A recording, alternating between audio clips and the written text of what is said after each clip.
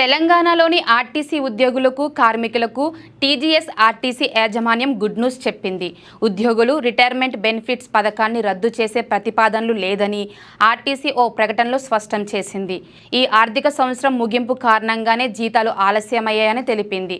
Electrical బస్సులు కారణంగా ఉద్యోగుల్ని తొలగిస్తామన్న ప్రచారంలో ఎలాంటి నిజం లేదని అన్నారు. ఉద్యోగుల్ని ఎవరిని తొలగించబోమని స్పష్టం చేసింది.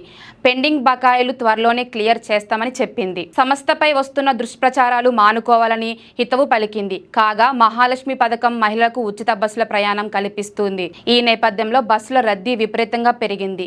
కొన్ని బస్సుల్లో అయితే కాలు పెట్టేందుకు కూడా జాగా లేకుండా పోతుంది. జిల్లా కేంద్రాల నుంచి హైదరాబాద్ వచ్చే వారి సంఖ్య డబల్ అయ్యింది.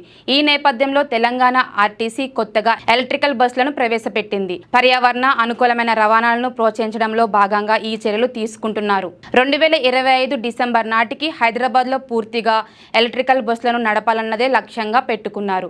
హైదరాబాద్ నగరంలో ఇప్పటికే కొన్ని ఎలక్ట్రికల్ బస్సులు నడుస్తున్నాయి. వీటిలో ఎయిర్ కండిషనర్ ఏసీ బస్సులు మరియు నాన్ ఏసీ బస్సులు ఉన్నాయి.